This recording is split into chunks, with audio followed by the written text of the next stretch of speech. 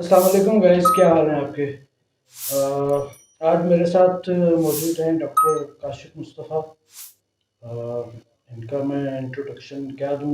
History anchors इनका एक channel है। आप लोग बहुत पसंद भी करते हैं और देखते भी हैं। मेरे बड़े भाई हैं, मेंटोर हैं और हमारे क्या कहते हैं फैमिली के एक वो शख्सियत हैं जो सबसे ज़्यादा हर दिल अजीज़ भाई हैं हम सबके, जिनसे हमने बहुत कुछ सीखा, अभी तक सीख रहे हैं और आगे भी सीखेंगे इंशाल्लाह। तो आज हम बात करेंगे उनसे कुछ वो बातें जो शायद आप लोगों को भी नहीं पता।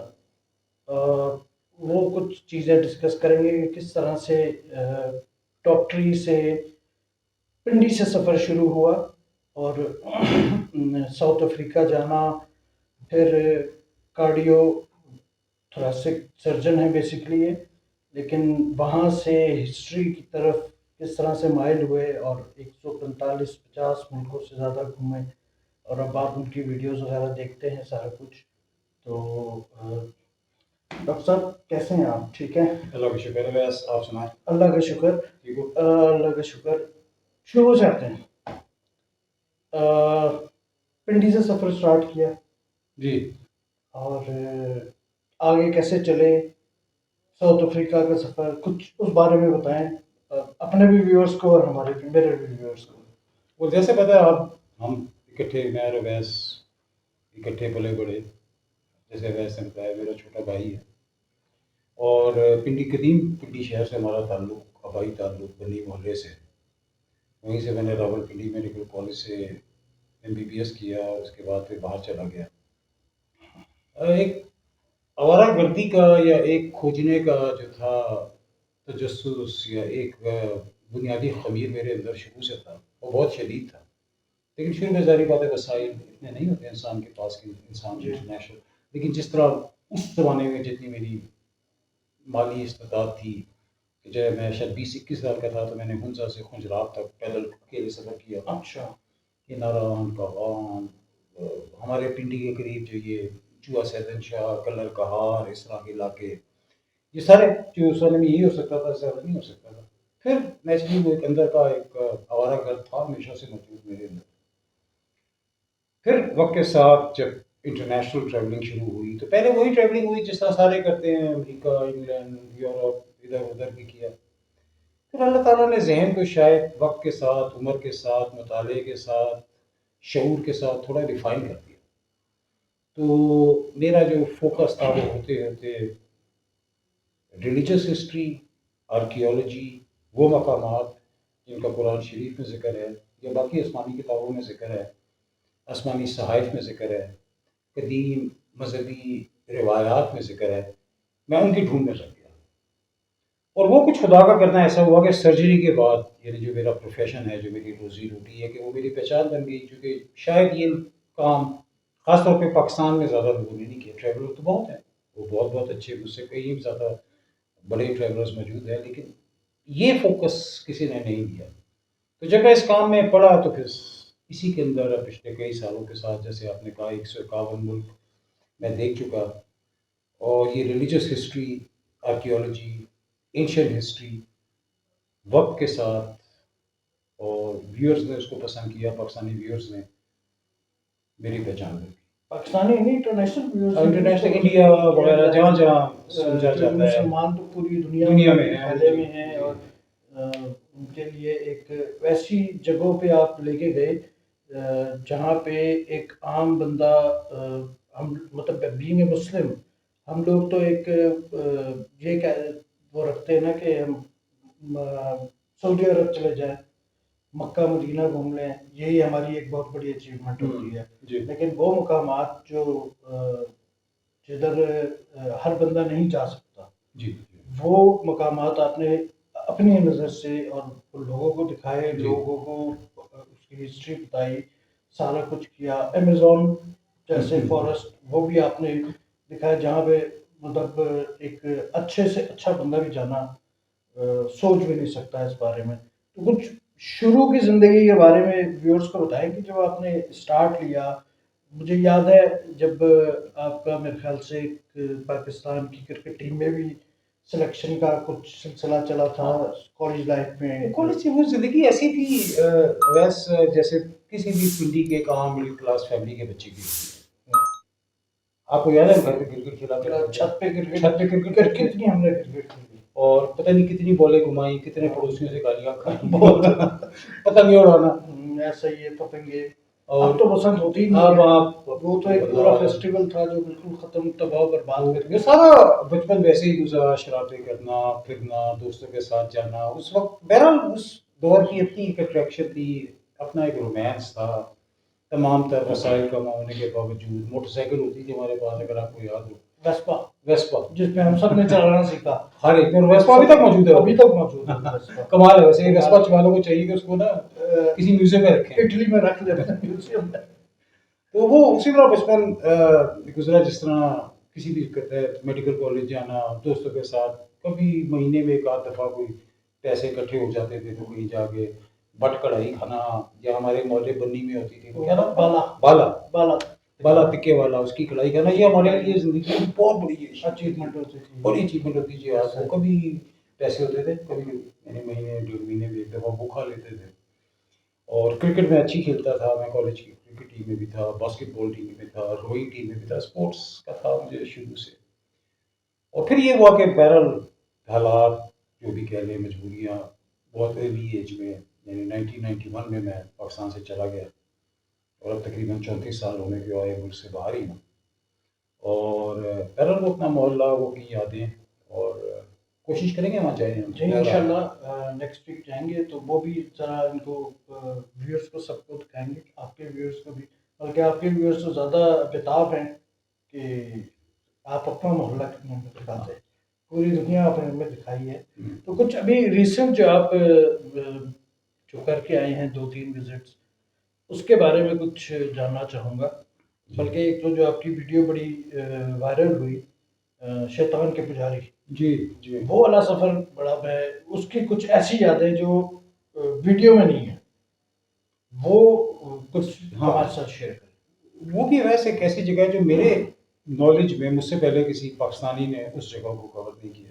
جب میں عراق جا رہا تھا تو میں نے ایکچولی, کیونکہ میرا شوق اس طرح کا ہے ہسٹری کا, تو میں کافی عرصے پہلے اس جگہ کے بارے میں پڑھ کے جاتا ہوں, یعنی انفارمیشن لے کے, نالج لے کے.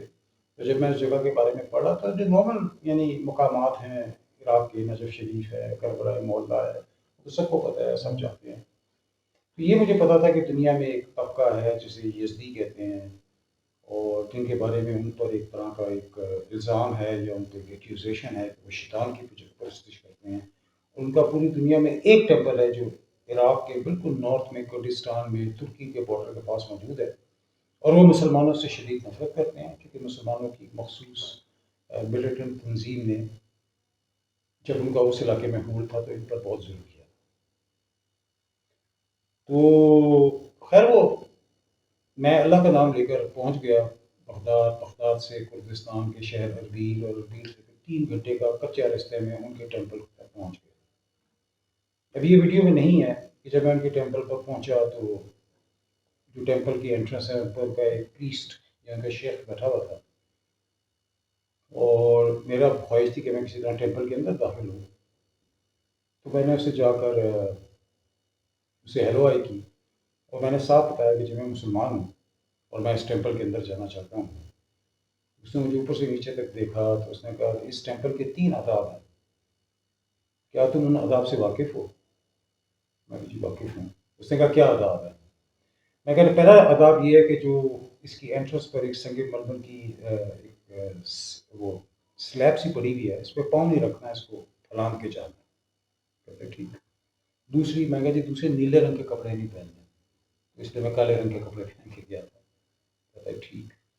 میں کہا جی تیسری یہ کہ اندر ایک مسلمان صوفی ہیں شیخ ہادی بن مسافر, اس ٹیمپل کے اندر ان کی قبر ہے, اس پر فاتحہ نہیں پڑھنی. اچھا, جاؤ. اور میری انفارمیشن یا میری نالج کے مطابق کئی دہائیوں بعد کوئی پہلا مسلمان اس temple of the devil worshippers کے اندر داخل ہوا.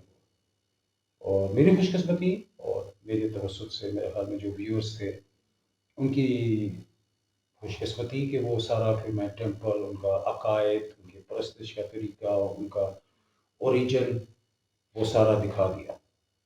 ایک اور چیز جو شاید ویڈیو میں نہیں کور ہوئی وہ یہ تھی کہ میرے ساتھ ایک میرے ساؤتھ افریقہ سے دوست گئے ہوئے تھے جو کہ امام حسین کا جو وقف ہے انٹرنیشنل اس کے وہ رکن ہیں، اور آپ کو پتہ ہے امام حسین کے وقف کے انڈر بہت سارے ہسپتال اور کلینکس بڑے ایڈوانس ہیں، بڑی ایڈوانس سرجری ہوتی ہے، ان کے انڈر چلتے ہیں۔ وہ میرے ساتھ تھے، جہانگیر پاشا ان کا نام تھا، اور ایک لوکل کرڈش میرا فین کہہ لیں، وہ اس نے مجھے والنٹیئر کیا تھا میں آپ کے ساتھ جاؤں گا۔ تو میں اپنی ویڈیو بناتا پھر رہا تو وہ جو میرا کرڈش فین تھا اس سے کسی یزدی نے پوچھا اپنی زبان میں، کرڈش زبان میں، کہ یہ بندہ کون ہے لمبا سا جو ویڈیو کیمرہ لے کے پھر رہا ہے؟ اس نے کہا کہ یہ بائی پروفیشن ہارٹ سرجن ہے، لیکن یہ اس کا شوق ہے بنانا۔ اس نے کہا ہارٹ سرجن ہے؟ اس نے کہا میرے بیٹے کو کوئی دل کا مسئلہ ہے، یہ اس کی ایکو چیک کر لے گا؟ اس نے کہا کر لے گا۔ اس نے مجھے بلایا، اس نے فون پہ مجھے ایکو دکھائی، ایکو دیکھ کے مجھے اندازہ ہوا کہ یہ بچے کا تو فوری طور پہ آپریشن ہونا چاہیے، یہ 2-3 ہفتے ڈیلے ہو گیا تو بچہ مر جائے گا۔ اب آپریشن کا کیسے بندوبست کریں؟ دنیا کے ایک کنارے پہ ایک دم میری نظر پڑی جہانگیر پاشا صاحب پہ جو امام حسین وقف کے بڑے سرکت حکم ہیں۔ میں نے ان کو بلایا، میں نے کہا جو آپ کا ہسپتال ہے جہاں ہارٹ سرجری ہوتی ہے اس کے ہارٹ سرجن سے میری بات کرائی ہے۔ انہوں نے بات کرائی، اس کو فون کیا، میں نے سب سمجھایا کہ بتایا اس کو کہ یہ بچے کا ایشو ہے۔ اس نے کہا کوئی مسئلہ کوئی نہیں، ہم کل ایئر ایمبولینس بھیجتے ہیں۔ تو ویس اللہ تعالیٰ ورکس ان مسٹیریس ویز کہ ہم تینوں لوگ، یعنی کہ اگر وہ کردش میرا جو فین ہے وہ ساتھ نہ ہوتا تو ہم تک ان سے کمیونیکیشن نہ ہو پاتی، میں نہ ہوتا تو وہ اس ایکو کی انٹرپریٹیشن نہ ہو پاتی، اور پاشا صاحب جو میرے دوست ہیں وہ نہ ہوتے تو وہ ہارٹ آپریشن کا بندوبست نہ ہوتا۔ اللہ تعالیٰ نے اس بچے کو زندگی دینی تھی، ہم تینوں اس وقت میں کیا چانسز ہوتے ہیں موجود تھے۔ وہ بچہ اگلے دن آئی ایمبولینس اس بچے کو لے گئی، اس کے باپ کا مجھے میسج آتے رہے، بچے کے باپ کی، اس بچے کا آپریشن ہو گیا الحمدللہ، وہ ٹھیک ہو کے واپس اپنے گاؤں چلا گیا۔ اس سے یہ ہوا کہ وہ جو یزدی جو ہمیں بڑے یعنی اس سے دیکھ رہے تھے اپریہینشن سے کہ کون لوگ آ گئے ہیں، مسلمان کہاں سے گھس آئے، وہ ایک دم آئس بریک ہو گئی ہمارے درمیان۔ انہوں نے ہمیں پھر ویلکم کیا کہ آئیں ہمارے ساتھ کھانا کھائیں، پھر انہوں نے ہمیں اپنی ساری رسومات مذہب کے بارے میں، تو وہ کہتے ہیں نا سفر ہے شرط، آپ سفر کریں اللہ تعالیٰ کوئی نہ کوئی سہولت۔ اور ہمیشہ میں جو ینگ ٹریولرز آپ کے چینل سے دیکھ رہے ہوں میں یہ کہتا ہوں کہ وہ بابا بلے شاہ نے کہا تھا نا کہ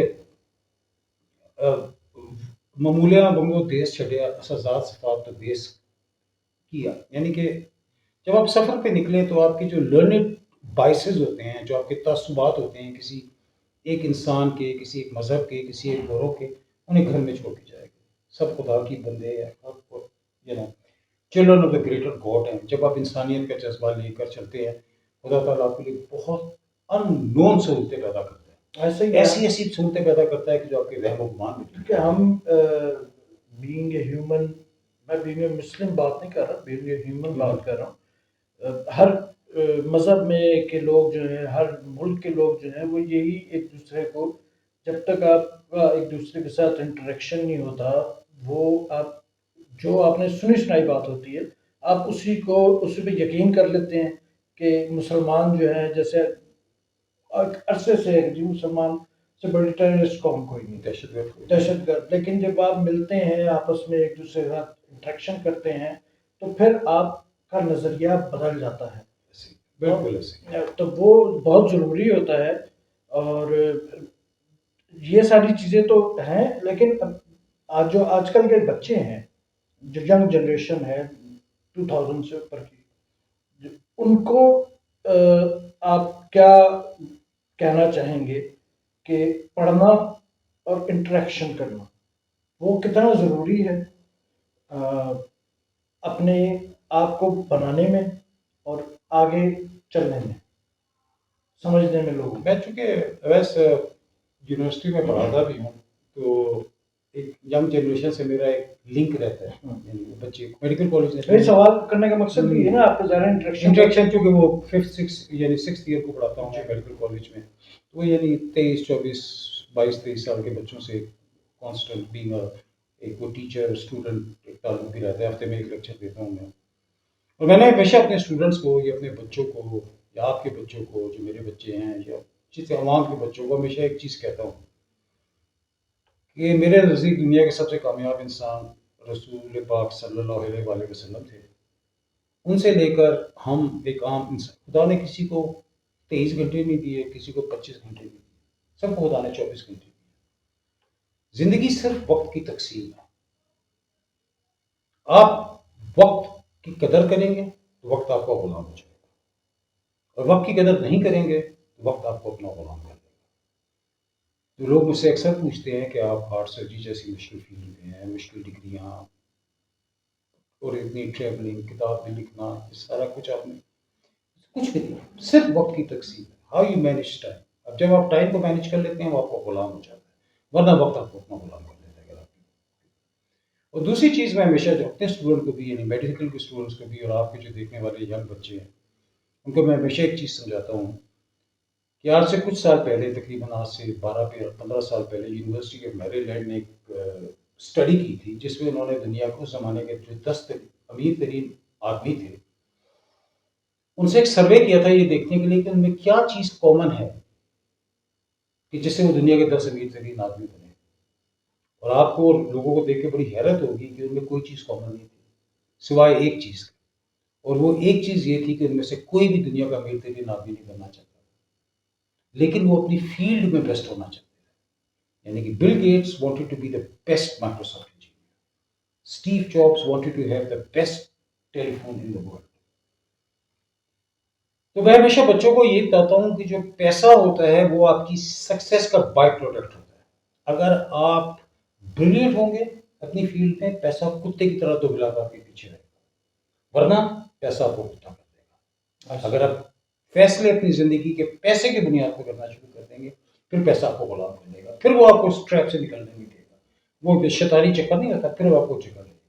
یہ ینگ بچوں کے لیے دو چیزیں، ٹائم مینجمنٹ اور چیز بریلینس. جو بھی کریں آپ، بزنس کریں، لائر بنیں، ڈاکٹر، انجینئر، اکاؤنٹنٹ، پروڈیوسر، جو بھی کریں، try and be the best in the world. Success کتے کی طرح دو ملاتی آپ کے پیچھے خود آئے گی. تو ناظرین، گائز آپ کو بھی پتہ لگ گیا اصل سکسیس ہے کیا. جو ہم پیسے کے پیچھے بھاگتے ہیں وہ بھاگنا نہیں ہے. اپنا گول ایک سیٹ ہوتا ہے جس گول کے پیچھے آپ نے رہنا ہے. کیونکہ میرا بھی مطلب میں نے 20-25 سال پہلے جب I being a textile designer profession, جی تو میں جب اس میں سوئچ ہوا تو میرا بھی یہی تھا کہ میں نے ایک گول رکھا. میں نے کہا میں نے اس فیلڈ میں ادھر تک میں نے آنا ہے. وہ میں نے اچیو کیا اور سارا کچھ کر کے اب 20-25 سال کے بعد میں کیمرے کے آگے آیا. اس سے پہلے میں کبھی کیمرے کے آگے نہیں آیا کیونکہ مجھے وہ تھا ہی نہیں، شوق ہی نہیں تھا. اب تھوڑا سا شوق ہوا آپ کو دیکھ کے، خاص طور پہ کہ اور گھومنے پھرنے کا شوق تو خیر مجھے بھی ہے بہت. شاید ہمارا خاندانی ہے، خاندانی وہ جراثیم ہے یہ کیا کہتے ہیں، علت. ہاں صحیح ہے. تو اچھا، جو جو آپ سارے مقامات گھومتے ہیں اس میں آپ کو ظاہر ہے بہت سی مشکلات بھی آتی ہیں اور کہیں پہ کیا کہتے ہیں آسانیاں بھی پیدا ہوتی ہیں بہت ساری. کچھ ایسے واقعات، ایک دو واقعات جو آپ لوگوں کے ساتھ شیئر کرنا چاہیں کہیں کے بھی. بہت زیادہ. جیسے اب امیزون میں تھے کچھ سال پہلے، تو امیزون میں کچھ ایسا ہوا حالات کہ ہم ایک شہر میں اسٹک تھے. وہاں سے دوسرے شہر کا فاصلہ تھا 65 کلومیٹر، لیکن وہاں پہ کچھ سیاسی مظاہرے شروع ہو گئے اور وہ جو ان کے درمیان، شہروں کے درمیان کنیکشن تھا، وہ ٹرانسپورٹ تھی وہ کٹ گئی اور ہمیں اس شہر سے اس شہر یعنی 65 کلومیٹر سامان اٹھا کر امیزون کے جنگل میں 65 کلومیٹر پیدل چلنا پڑا، جہاں پہ جیگوار ہوتے ہیں، اشتہے ہوتے ہیں، اتنی بڑی بڑی مکڑیاں ہوتی ہیں، پتہ نہیں نہ جانے کیا کیا ہوتا ہے. ان کو تو ابھی لوگوں نے مطلب وہاں کے لوکل لوگوں کے علاوہ عام بندے نے دیکھا بھی نہیں ہو سکتا. اور وہ 3000 میٹر کا الٹیٹیوڈ تھا، سامان اٹھایا ہوا 8-10 کلو کا وہ جو ہوتا ہے پٹھو، بیچ میں بارش ہو رہی ہے، رات ہو گئی نیچرلی، لیکن وہ بس ٹارچر لیے ہوئے چلے جا رہے ہیں. وہ زندگی کا بڑا ایک یعنی آئی کیچنگ اور یہ ایک لائف چینجنگ ایکسپیرینس تھا. اور سفر میں ایسی چیزیں بہت بہت مشکلات، جیسے آپ نے کہا، مشکلات بھی ہوتی ہیں اور سہولتیں بھی ہوتی ہیں. اور سفر اس لیے کہتے ہیں نا، دنیا کی سب سے بڑی یونیورسٹی، دنیا کے سب one of the biggest traveller of all time Ibn Battuta, جنہیں لوگ کہتے ہیں شیخ ابراہیم ان کا نام تھا. انہوں نے اپنے سفر نامے رحلہ، ان کا بڑا مشہور سفر نامہ ہے رحلہ، جو میرے خیال میں جس کو ٹریولنگ کا شوق ہے وہ ضرور پڑھنا چاہیے. انہوں نے اپنے اس میں یہی لکھا تھا کہ دنیا میں اگر کوئی یونیورسٹی اب، یعنی کہ اب یہ یونیورسٹیاں اور یہ ٹیچر کا کانسیپٹ اب ہوا ہے نا، ہر زمانے کے اندر جو ٹریولر ہوتا تھا نا، اس کو ہر سوسائٹی، ہر کلچر میں سب سے بڑا سیانہ مانا جاتا تھا. ہمارے بھی اردو میں محاورہ ہے نا، گھاٹ گھاٹ کا پانی، گھاٹ گھاٹ کا پانی. یہ اسی سے ہوا ہے. وہ جو ایکسپیرینسز آپ کو ٹریولنگ دیتی ہے، لوگوں کو ریڈ کرنے کے، ماحول کو ریڈ کرنے کے، جغرافیہ، کلچر، بلیف، وہ آپ ویسے نہیں حاصل کر سکتے. تو جس کو اللہ تعالیٰ استطاعت دیتا ہے وہ ضرور ٹریول کرے، اپنی استطاعت کے مطابق، اپنے ملک کے اندر کرے، اپنے پڑوسی ملک میں کرے، جن کو زیادہ دیتا ہے وہ کریں. اگر میں کسی قسم کی مدد کر سکتا ہوں، آپ کو گائڈ کر سکتا ہوں، مجھے تو بہت خوشی ہوتی ہے جب ینگ بچے اس میں آتے ہیں، مجھ سے کانٹیکٹ کرتے ہیں. مجھ سے کانٹیکٹ کریں، میں آپ کو اپنے کنیکشنز دوں گا. وہاں پہ ہر ملک میں میرے نیچرلی کنیکشنز ہیں، گائیڈس ہیں، ٹیکسی والے جو آنیسٹ لوگ ہیں وہ آپ کی مدد کریں گے. تو make it, it's a very healthy constructive hobby. اور اچھا، ایک سوال کا جواب جو میں کافی عرصے سے آپ سے پوچھنا بھی چاہ رہا تھا، چونکہ ملاقات ہماری بہت کم ہوتی ہے اور دور ہوتے ہیں وہاں. ہاں، تو وہ اور وہ ایسی باتیں ہیں، اتنی لمبی باتیں فون پہ ہو نہیں سکتی. جب آپ کسی ایسے مقام پہ جاتے ہیں، جیسے ڈفرینٹ مختلف انبیاء کے مزاروں پہ جاتے ہیں، ان کو ڈسکور کرتے ہیں، وہاں پہ جب آپ پہنچتے ہیں تو وہاں پہ آپ کی کیا پہلے آپ کی فیلنگ کیا ہوتی ہے؟ میں جس طرح قرآن پاک میں 25 انبیاء کا ذکر ہے، اور ان 25 انبیاء میں سے تقریباً 20 کے مقابل موجود ہیں. اب جیسے حضرت عیسیٰ آسمان پہ چلے گئے، حضرت عزیر کا نہیں ہے مزار، حضرت آدم کا نون نہیں ہے، اس طرح کچھ انبیاء کے نون نہیں ہے، لیکن تقریباً 19-20 کے موجود ہیں. وہ میں تک ان تمام مقابل پہ، وہ مجھے ایک میری وہ ون آف مائی شوق ہے، میرا پیشن ہے ان تک، ان مزارات کو ڈھونڈنا اور ان تک جانا. کیونکہ میرا ہمیشہ سے یہ عقیدہ رہا، ایک چھوٹا سا اسٹوڈنٹ مذہب کا اور ہسٹری کا، کہ تمام انسانیت جتنی آدم سے لے کر اور آخرت تک گزری ہے، یہ اللہ تعالیٰ کے ہینڈ پک لوگ ہیں، جن کو اللہ تعالیٰ نے انسانیت سے اپنے مرضی سے سلیکٹ کیا. تو کوئی تو چیز ان میں ایسی ہوگی کہ اللہ تعالیٰ نے ان کو سلیکٹ کیا تمام انسانیت میں سے. اور میرا جو ایکسپیرینس ان تمام جلیل القدر انبیاء، جیسے حضرت ابراہیم علیہ السلام، حضرت موسیٰ علیہ السلام، جتنے بڑے بڑے ہمارے پیغمبر ہیں، اس میں یہی ہوتا ہے کہ ایک immense feeling of welcomeness، جیسے محبت کا بے پناہ سمندر ہے جو آپ کا انتظار کر رہا ہے. عام طور پر انڈیا پاکستان میں تو انفارچونیٹلی ایک ہے کہ لوگ یہاں پہ چھوٹے چھوٹے مزارات پہ بھی جا کے سکون محسوس کرتے ہیں. تو آپ اندازہ کریں، اگر آپ حضرت ابراہیم علیہ السلام کے، جنہیں ابو الانبیاء یا خلیل اللہ کہتے ہیں، یا حضرت موسیٰ جنہیں کلیم اللہ کہتے ہیں، ان کے آپ مزار پہ بیٹھے ہوئے ہیں، جن کا قرآن میں اللہ تعالیٰ نے جن کی پاک بازی، نیکی، راست بازی، اپنا محبوب پسندیدہ ہونے کی گواہی دی ہے. تو وہاں کتنا سکون اور وہاں کتنا کچھ، کیا کیا خزانے اور کیا کیا نہریں بہہ رہی ہوتی ہیں، آپ خود کیسے کر سکتے ہیں. اچھا، یہ ابھی آخری آپ کا جو سفر تھا عراق کا، شام. شام کا، سوری، جس میں آپ حضرت امام حسین اور اس یزید کی جنگ اور وہاں کے شہداء، ان کے بارے میں سارا بتا رہے تھے کہ دو دو جگہ پہ سر اور دھڑ موجود ہیں، وہ سارا کچھ وہاں پہ جا کے اس کو ڈسکور کرنا، کیونکہ یہ میں نے کبھی پڑھا نہیں کہیں پہ بھی، وہ میرے لیے بھی ایک بڑی نالج تھی. میرے جو حلقہ احباب ہیں جو اس فقہ سے تعلق رکھتے ہیں، ان کو بھی میں نے بھیجی، انہوں نے بھی پڑھا جی، کہ یہ چیزیں ان کو بھی نہیں معلوم شاید. دیکھیے یہ تھوڑا سا میرے لیے نا ایک نازک تھا، چونکہ اس میں بہرحال ایک مسلکی عقیدت بھی آ جاتی ہے. اور میرا ہمیشہ سے اسلام کے جتنے مسالک ہیں ان کا بھی، میں تو ایون کبھی میں نے کسی یہودی کے بھی جذباتی اس کی توہین نہیں کی. یہ میرا مزاج نہیں ہے. کوئی ڈیول ورشپرس کی کبھی نہیں کی. تو میں اپنے مذہب کے رہنے والے، یعنی اپنے جو مسلک مسالک ہیں ان میں سے کسی کی، تو میرے لیے وہ بڑا ایک مشکل مرحلہ تھا ٹریڈ کرنا، چونکہ وہ مخصوص مسلک کے جو ماننے والے ہیں ان میں سے اکثر کا خیال تھا کہ امام حسین علیہ السلام کا سر جو تھا وہ واپس کربلا لے جایا گیا تھا. یہ ایک عام کانسیپٹ ہے کہ امام جو تھے زین العابدین ان کے حوالے سے جی نے ان کا سر کر دیا تھا اور وہ سر لے کر واپس کربلا واپس لے گئے تھے. اب جب وہاں پہ جانے سے پہلے میں نے ریسرچ کی تو میرے ذہن میں آنا شروع یہ باتیں. اب اس زمانے میں آپ کو پتہ ہے کہ یہ جو موجودہ فلسطین کا علاقہ تھا جس کو فلسطین ہے، یہ اموی سلطنت کا سب سے فار فلنگ یعنی دور کا کونا تھا. اس میں مجھے کرونیکلز میں ایک ایسی خاندان کا پتہ چلا جن کو کہا جاتا تھا کسٹوڈین آف حسینس ہیڈ. اس میرے کان کھڑکے کہ یہ کیا ہے. پھر ان کی جب ہسٹری میں نے ٹریک کی اور اس کے لیے مجھے برلن لائبریری اور میونخ لائبریری کے پرانے آرکائیوز میں جانا پڑا رومن زمانے کے اندر. اس میں جا کے یہ پھر میرے پہ اور میں نے پھر کچھ دمشق یونیورسٹی کے پروفیسر سے ملاقات کی ویلاگ بنانے سے پہلے. اور میں نے اگر آپ نے جتنے بھی میرا وہ ویلاگ بہت پاپولر ہوا تھا اس میں نے ہمیشہ پہلے یہ کہا کہ یہ میرے ذاتی ریسرچ آپ کو پورا آپ کیسے اختلاف کرنا ہے اور اگر آپ کا مسلک کی عقیدہ یہ کہتا ہے کہ وہاں سر دفن ہے تو وہی ہوگا. میں صرف اپنی ریسرچ آپ کے سامنے پیش کر رہا ہوں. ماننا نہ ماننا وہ آپ پہ لازم نہیں ہے، آپ نہ مانیں نہ مانیں.